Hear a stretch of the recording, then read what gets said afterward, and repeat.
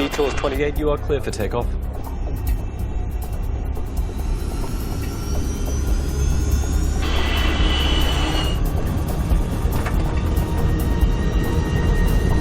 Knots. Stop! Don't hammer the brakes.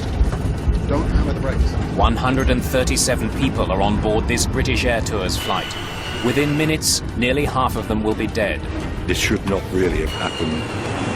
Evacuate! Evacuate! The aircraft didn't even get airborne. It didn't run off the runway, and yet still 55 people were killed. For investigators, it's a familiar routine. Reconstructing the final moments inside the cabin, analyzing the wreckage and the flight data recorders.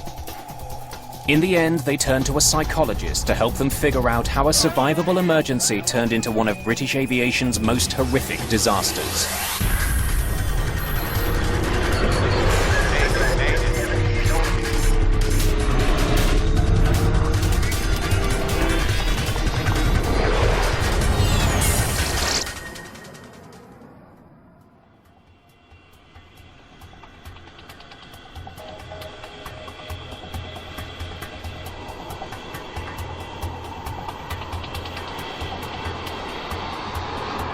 It's just before 6 in the morning on August the 22nd, 1985. Manchester's airport is coming to life. The first flights of the day are being prepped for departure. British Airtours Flight 28 is scheduled to take 131 passengers from Manchester to the Greek island of Corfu. British Airtours is a division of British Airways, specializing in low-cost flights to vacation destinations. It's a chilly morning. A slight breeze is blowing, ideal flying weather.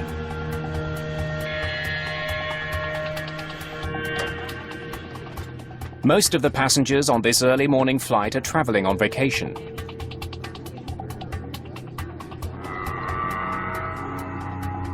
Lindsay Davis is heading to Greece with her boyfriend, Charlie Thixon. All right, let's go. We'd been going out with each other for a year, and that's one of the reasons we were so excited about it. You know, it was our first holiday together. Captain Peter Terrington is in command. I was the senior training captain on the fleet. First Officer Brian Love is being trained by Terrington. He was going to perform the takeoff and landing as part of his training. All right, Captain? Yep. Briefing then, Brian. Airfield emergencies, you handling the aircraft. What are the 4 things you're going to stop for? Fire, failure, configuration warning, or you shutting stop. Okay, so you bring the thing to a stop, and I'll take over the aircraft and leave you to deal with the emergency. I'll liaise with ATC, okay? If you've talked about the possibility of an emergency and talked over what you will do, then if it actually happens, it's easier to recall those items. Okay, Brian, start 2. Starting 2. Oil pressure rising. Okay, go on. 25, 26, 27, 28, 29. 129 plus 2 on board, Captain. All strapped in, doors are closed and automatic. Thank you, Arthur. The crew is flying a Boeing 737.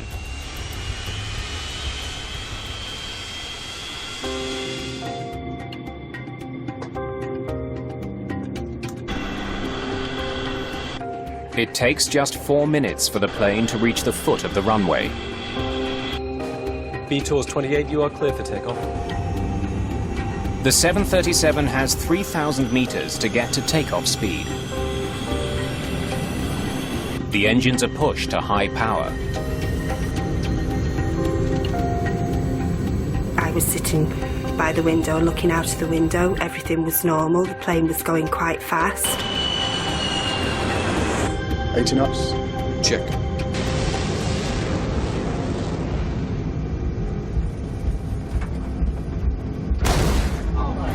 We heard a dull thud, which sounded as if it came from outside. I was really keen to see what was going on outside, but couldn't see anything. Captain Terrington needs to act fast. Stop.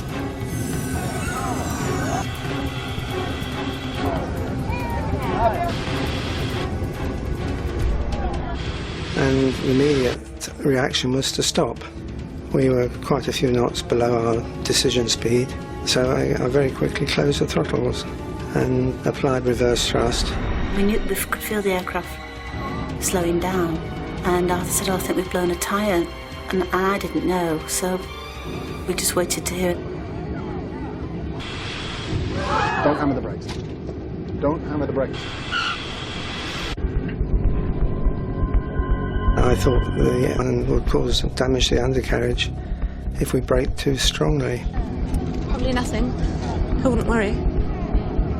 And just assumed that maybe a tyre had burst, so I wasn't really alarmed at that point. My thought at that time was, oh, okay, we're going to get off this plane and probably have to move all the luggage onto another plane and take off.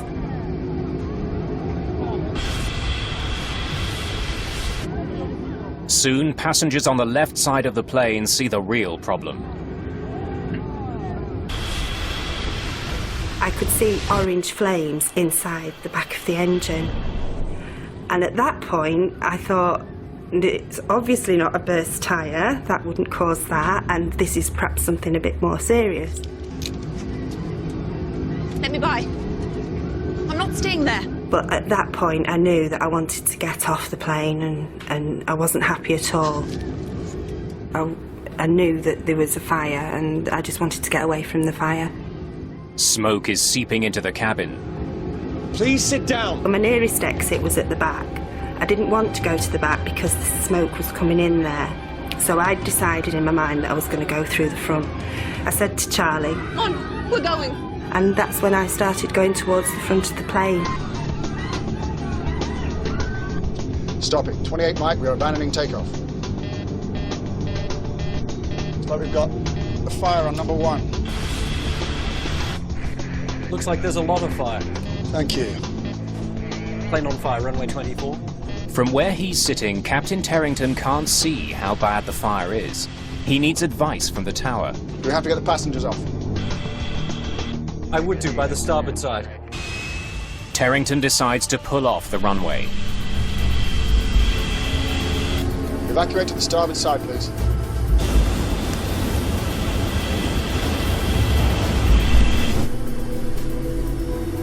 Fire drill, here's number 1. Shutting down 2.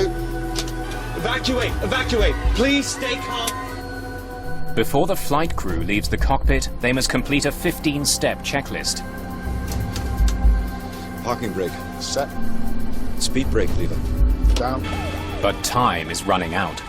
We had an evacuation checklist, but it was 4 pages long, and the last item was to get the passengers off. Engine and APU fire warning switches. This didn't cover my problem at all. On the 737, there are 4 cabin doors.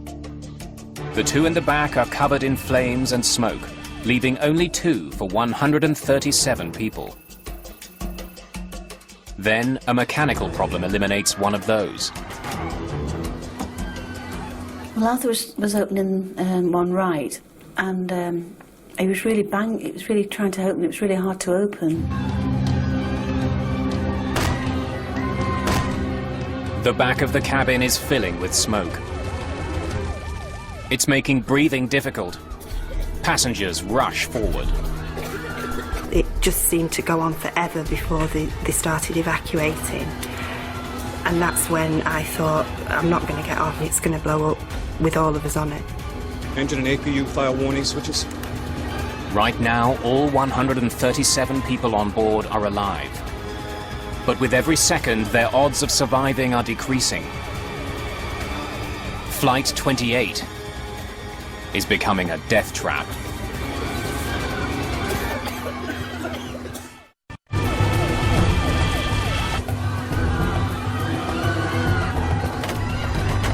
The jammed door on the right side of British Airtours Flight 28 leaves the crew no choice. They must get the passengers out from the side of the plane that's burning.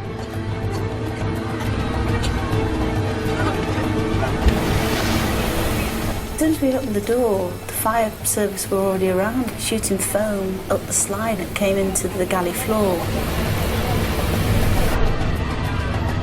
We wanted to start to evacuate the passengers, but there's a bit of a bottleneck and nobody was coming forward.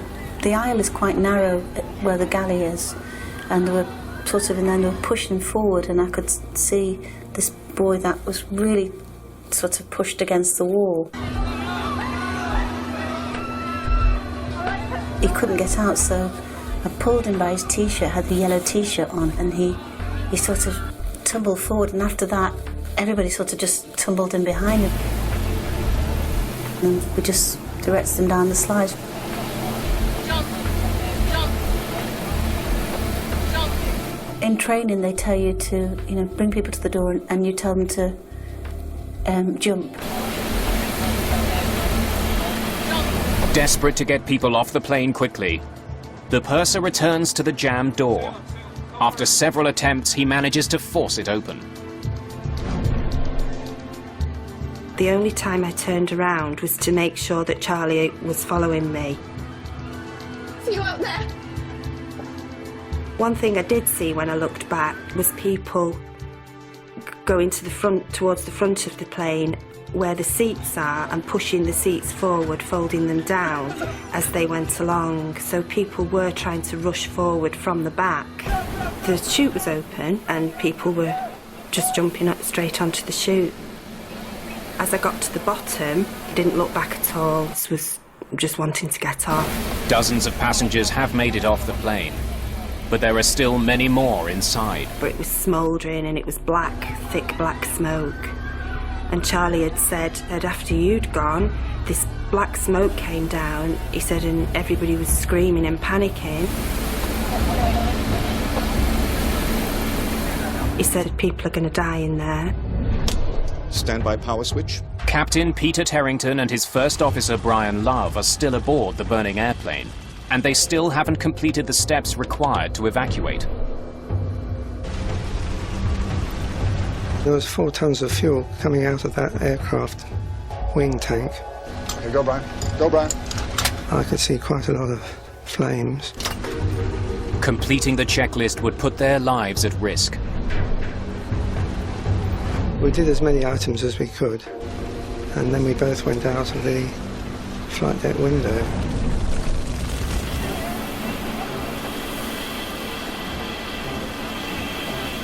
There are no more passengers at the exits, so Joanna Toff decides to see if anyone else is left in the cabin.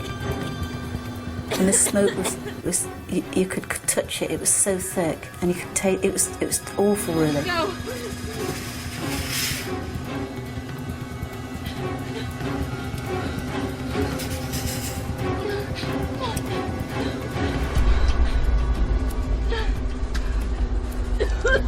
There was a young girl just a bit further down in the cabin, but she was really disorientated. I mean, I suppose we all were, really. We just didn't have any idea what was going on. I just brought her down to the slide. She was taken off then. The fireman was telling me to come on, and I was thinking, well, I've not finished, we've not finished yet. When Toff re-enters the cabin, the thick smoke makes it as hard to see as it is to breathe. It was really dark and quiet. I'd never seen anything like it. And I could see the light from the door anyway by then, so I knew where the door was. The smoke forces Toff to abandon her search.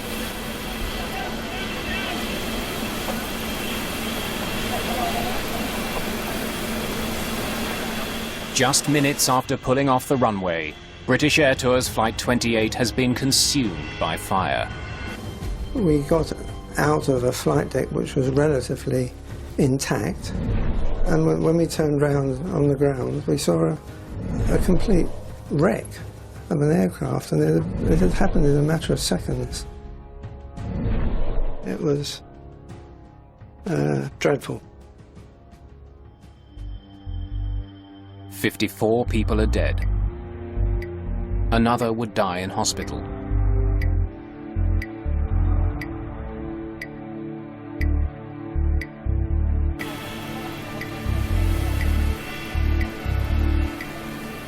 There was nothing wrong really with us. We thought nothing physical wrong with us, but our lives changed, you know, just in those few hours.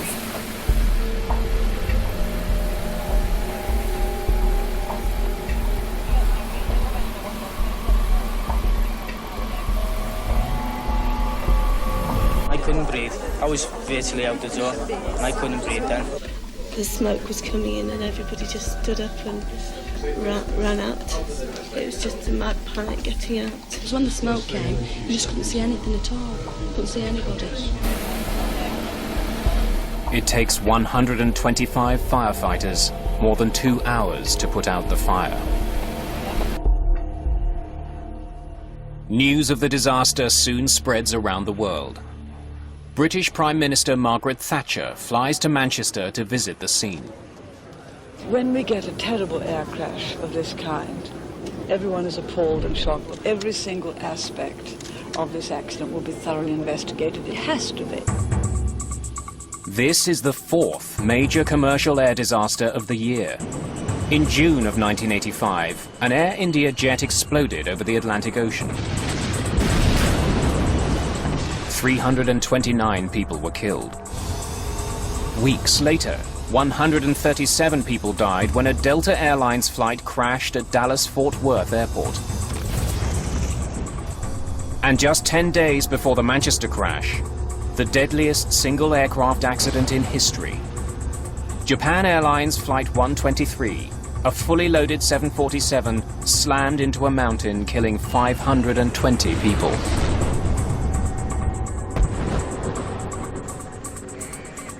British Airtours Flight 28 adds 55 new victims to the list of casualties.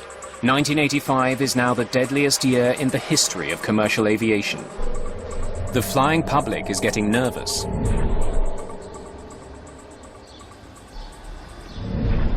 Britain's Air Accidents Investigation Branch sends a team to Manchester to unravel the events that led to the catastrophe. Among them, Stephen Moss. He'll be inspecting the plane's engines. This should not really have happened. The aircraft didn't even get airborne. It didn't run off the runway, and yet still 55 people were killed. Chris Prothero is also on the team. His focus is on the fire. We were aware from initial reports that the fire had entered the aircraft very rapidly as the aircraft came to a halt, and that was a focus for me. It doesn't take too long for Stephen Moss to figure out where the trouble started. He sees damage to the plane that was not caused by fire. Well, the first thing we noticed clearly was the hole in the underside of the wing. And right next to it was a gaping hole in the side of the engine. It seems that one had led to the other.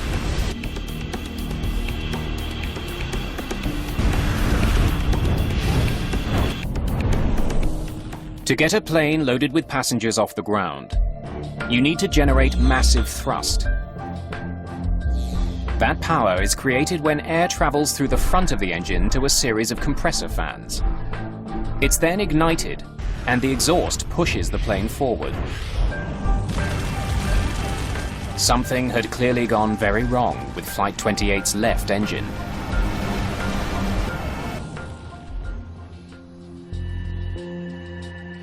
Investigators look for clues on the runway and in the cabin, hoping to discover why so many people died.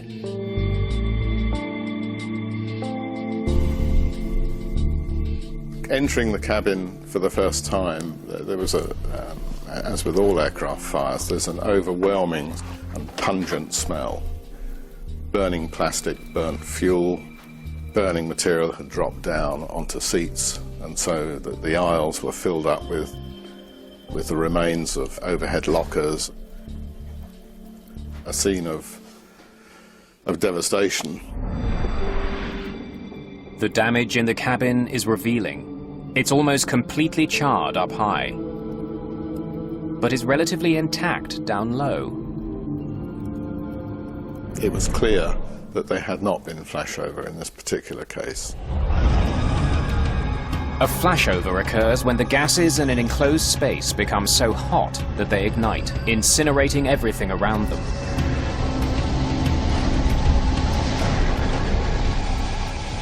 The way Flight 28's cabin is charred tells Prothero about the nature of the fire. Many of the seats squab, cushions, even things like the emergency evacuation cards, which are just plastic laminated cards, were pretty much undamaged. You could have wiped them off and put them on another aircraft and nobody would have known they'd been in this accident, whereas at the upper levels in the fuselage there was a great deal of heat damage, and this is not a characteristic of a flashover. The fire in the cabin had been severe, but should not have been catastrophic. This leaves investigators with two questions. Why did so many people die? And what caused the fire? The answer to the second question may be outside the plane, lying on the runway. Investigators find a large piece of dome-shaped metal along the plane's path. Stephen Moss can see it's from a piece of the engine called a combustor can. It looks like there'd been a separation of the can from the front end from the back end. The combustion chamber of the 737's jet engines contains 9 combustor cans.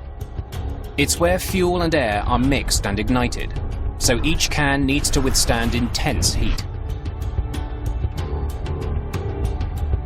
Moss suspects the fractured can somehow blew apart and destroyed the plane's left engine. It had struck an underwing fuel tank access panel and put a sizable hole in that, which directly led to the release of a vast quantity of fuel. Proving the piece of the combustion can penetrated the wing is easy. It fits neatly into the hole in the wing. This was clearly, if you like, the root cause of the accident. The engine on the plane is a Pratt & Whitney JT8D. For Moss, that's of grave concern. At the time, was probably the most widely used jet engine on commercial air transport in the world. And it was obviously pretty urgent that we try and find the cause of this one in order to prevent other aircraft having the same problem. There are tens of thousands of combustor cans in service around the world. One of them erupted in Manchester. Stephen Moss needs to find out why it failed. And fast.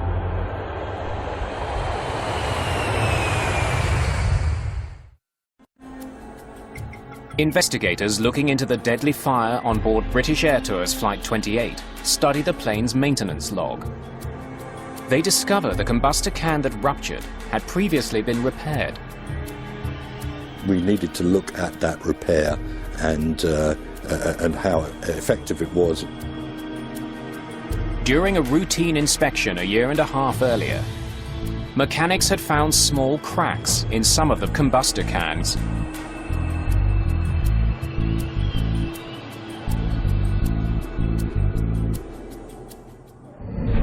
It was certainly not uncommon to find fatigue cracks in the cans.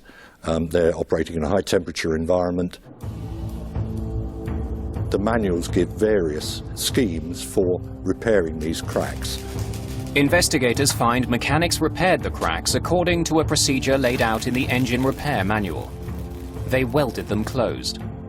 But the crack on can number 9 was unusually long. The overhaul manual did not give any limit on the length of crack that could be repaired, and it was a longer crack than had been experienced before. It was still repaired. After the repaired cans were put back in the engine, mechanics had no way of knowing the weld didn't effectively seal the crack. That's because the cans can't be inspected while the engine is on the plane. Since the repair, there were 11 reports of slow acceleration from the engine that exploded in Manchester. A damaged combustor can could have been a reason for the problem. But troubleshooting guides available to mechanics in Manchester didn't list that as a potential cause. Instead, Pratt & Whitney offered other ways to fix the acceleration problem. It didn't seem to ring any great alarm bells with them, if you like. They'd seen it before, and it had never turned out to be anything serious. So mechanics in Manchester made minor adjustments to fix the plane's idle speed and kept the plane in operation. Cockpit voice recordings reveal that the crew of Flight 28 was aware there was a problem with slow acceleration. Slow acceleration on number 1 engine the day before yesterday. I was on the flight, yes, sir. Engineer signed off on it. But the log entry led Captain Terrington to believe that the problem had been fixed. A comment in the TET log for the flight before the last one that the engine was slow in accelerating. It wasn't apparent as a serious problem because the engineers had done some work and the aircraft had been flying the previous day with no problems. The idle speed adjustments didn't fix the real problem, the cracked combustor can. And it reached the breaking point on Flight 28. Stopping. 28 Mike, we are abandoning takeoff. Evacuate! Evacuate! Please stay calm and don't panic. If the airline had inspected the cans, I think there is no doubt that they would have seen the problem. Investigators now know the origins of the Manchester disaster. The welded crack in combustor can number 9 gave way as Flight 28 sped down the runway. The front of the can was ejected from the engine and put a hole in the underside of the left wing. That led to a huge fuel leak onto the damaged engine, which caused the fire. Engine fires are not uncommon. The body of a 737 is insulated with fire-retardant material to protect the cabin. Investigators still don't understand how a fire outside the plane spread into the cabin as quickly as it did. Fire Inspector Chris Prothero finds part of the answer from viewing photographs of the plane as it sped down the runway. It was clear from these photographs that there was a very dynamic phase to the fire whilst the aircraft was at speed on the runway, which produced this energetic, turbulent, sort of blowtorching type of fire, visually anyway, trailing behind the aircraft. A press photo from the day of the crash leads Prothero to a new theory. The photographs of the aircraft that appeared in the press showed the left thrust reverser deployed. The general impression that one got visually from that photograph was that the thrust reversers had effectively blowtorched fire against the side of the fuselage, and that, if you like, was the explanation as to why the fire had penetrated so quickly. That photograph and the implications of it actually therefore loomed quite large. Stop! There are several ways to bring a speeding jetliner to a halt. One is with the brakes. Don't hammer the brakes. Another is with the engine's thrust reversers. Thrust reversers redirect the exhaust from the jet engine forwards. This helps slow the plane down. It looked as though the thrust reversers had simply blown this big fire on the left of the aircraft directly onto the side of the aircraft, directly onto the rear fuselage. That would explain why the fire destroyed the cabin so quickly. It now seems possible that Captain Terrington made the fire worse by trying to slow his plane down. But Prothero has two good reasons to doubt his theory. One is the location where charring from the burning exhaust gas, or efflux, was found.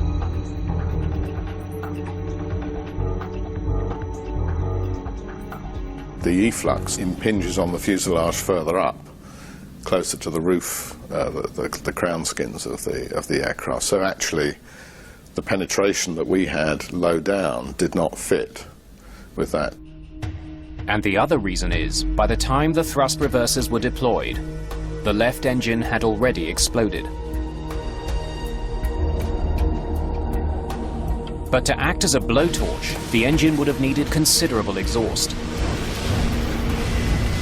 We did calculations to confirm that the residual thrust from that engine would not have had the energy to have this effect.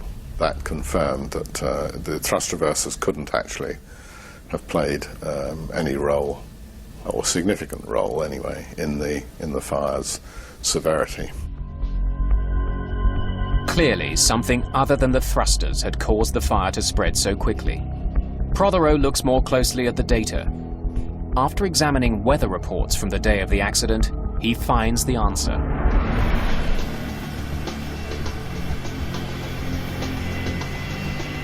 The wind was the main factor that determined the severity of the fire in terms of its attack on the outside of the aircraft, how rapidly it penetrated the aircraft, and it also affected the conditions inside the cabin. Believing he had blown a tyre, Captain Terrington made a fateful decision. Stop it. 28 Mike, we are abandoning takeoff. Well, when we heard the thud and we closed the throttles, it was my assumption that we were going to turn off the runway, clear the runway, ask air traffic for an engineer to come out and check the tyres. Like a highway, an airport runway has a series of exits. Captain Terrington chose one called Link Delta. So we've got the fire on number 1. When we got the additional information of a fire warning, the brain was already programmed to carry out the stop. The crew had been aware that they had a fire, but didn't really appreciate at the time the nature of the fire, the severity of the fire, so they had turned off the runway. Captain Terrington turned his plane to the right and brought it to a stop. He couldn't have realized that doing so would make the problem far worse. There was a crosswind, a slight crosswind, from the left side of the aircraft that was carrying the fire that was burning from the fuel that was pulled underneath the left wing. It carried that fire aft, rearwards, and took over and under the rear fuselage, in between the wing and the tailplane. The wind wrapped the fire around the back of the plane and into the cabin. If there'd been no wind at all, I think the situation would have been very much more benign. Investigators have discovered how the fire started and the conditions that caused it to penetrate the cabin. Now investigator Ed Trimble must solve the biggest mystery surrounding the Manchester accident. Here we had an aircraft which had aborted the takeoff for good reason, had taxied off and stopped in a taxiway in an expeditious manner, and yet 55 people had lost their lives. So there was a big question as to precisely why that had occurred. Investigators learned that most of the dead were not found in the worst burned parts of the plane. Autopsies will point to the real killer on Flight 28.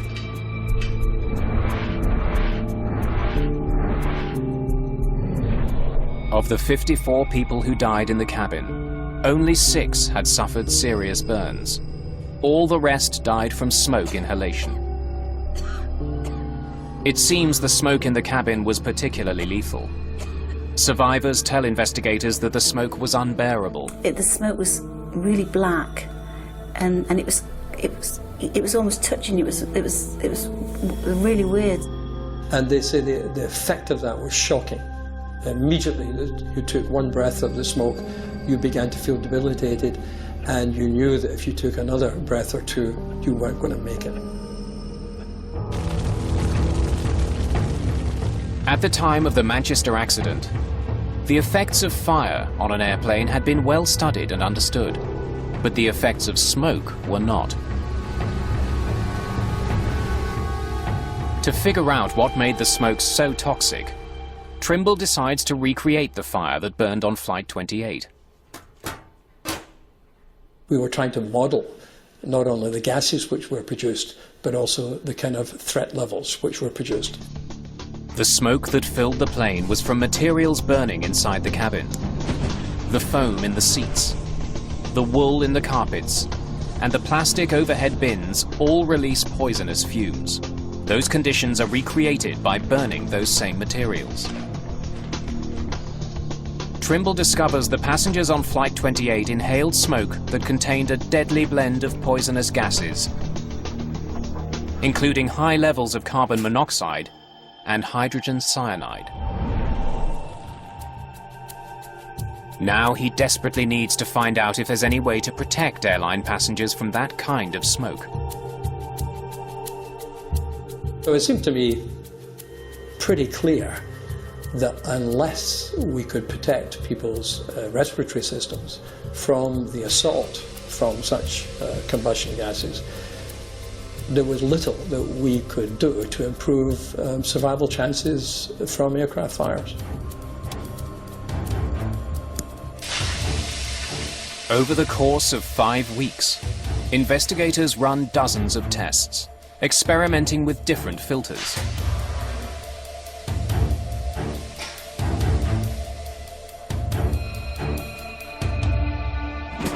They burn nearly 1/4 ton of material to create the necessary smoke. Their dramatic conclusion: it may have been possible to save passengers' lives. There was not the slightest doubt in my mind that in these situations, in an aircraft cabin, if it is being assaulted by combustion gases, your chances of survival are vastly improved if you have smoke hood protection. British Airtours Flight 28 had only enough smoke hoods for the crew. They were never used. Trimble's research indicates that smoke hoods for passengers could have saved lives. There were hoods available, both of the filter type and the breathable gas type, which can provide a very high level of protection to people in these circumstances.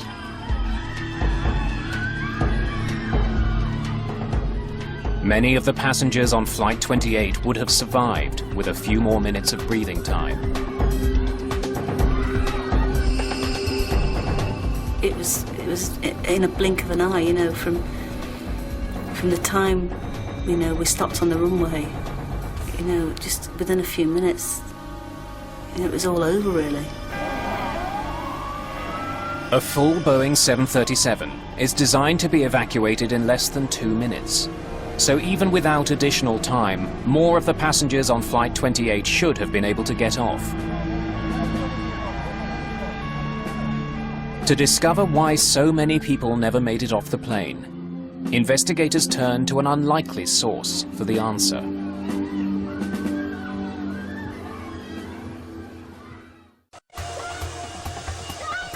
By law, airplane manufacturers must prove their planes can be evacuated quickly and safely. When the 737 was introduced in the UK, Boeing demonstrated that 130 people could get off the plane in just 75 seconds. All public transport aircraft are certificated to the same criteria, and that is that the total complement of passengers must be capable of evacuating from the aircraft using half the exits in the aircraft, generally one side or the other, within a maximum of 90 seconds. But 90 seconds after Flight 28 came to a stop, most of the passengers were still on board.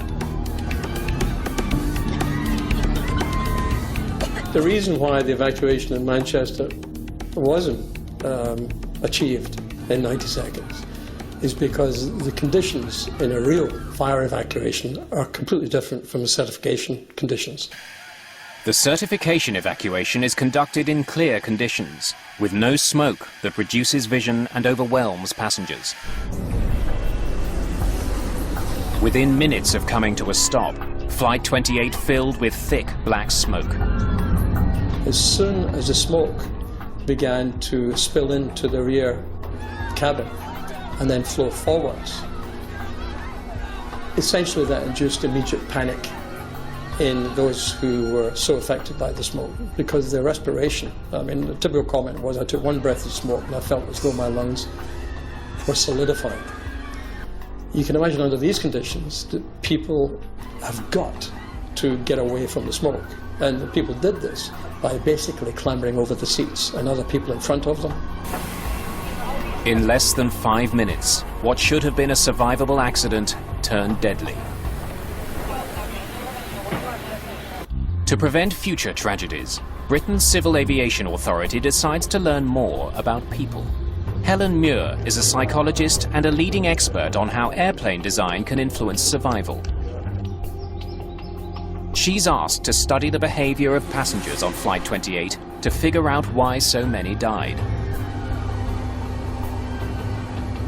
What we had to learn to do was to design the aircraft interior so even if we had what we might say was dysfunctional behaviour in totality, we could accommodate the needs of individuals and their desperate rush to get out. Muir configures a cabin to duplicate Flight 28 and fills it with volunteers. Then, to have them act as though the plane's on fire, she offers money to the first ones off. And that produced behaviour that was quite unbelievable. People went over seats, they went round, past each other, all sorts of things. And indeed, when survivors from the actual Manchester accident came and saw the videos, they said, yeah, that's how it was.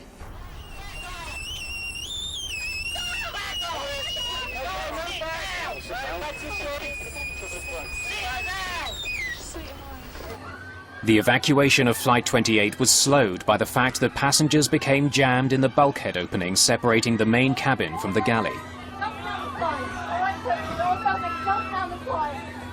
Investigators discover the logjam was created by the design of the Boeing 737. The bulkhead opening was 22.5 inches wide, just enough for one person to fit through. But what they wanted to know was how much wider would they have to make it for people not to get stopped and blocked. We were trying to do as much as we could to recreate the situation which had happened at Manchester and then to systematically vary the aircraft interior to see what changes would improve the situation for passengers.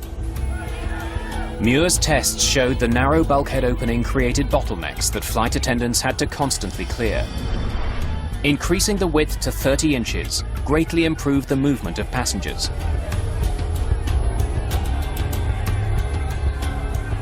But we showed through repeat testing that if you changed the minimum gap from 20 to 30 inches, you would dramatically improve the speed at which people could get out and you'd reduce the likelihood of people falling and slipping and so on. As a result of Helen Muir's work, a recommendation was made to increase the space between the bulkhead walls to 30 inches and introduce strip lighting to help guide passengers to exits even when they are blinded by smoke.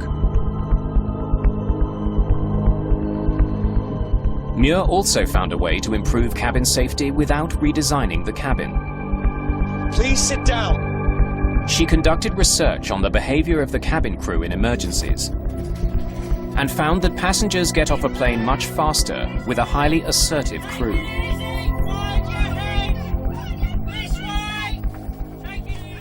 It's because we don't want people really making their own decisions.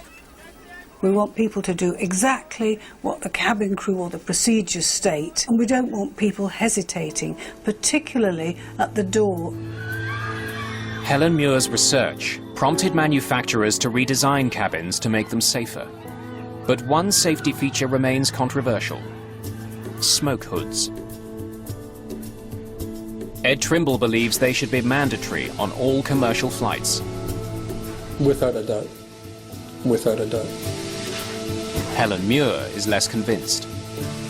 She's studied how smoke hoods affect passenger behavior and is worried they would slow down the orderly evacuation of an airplane.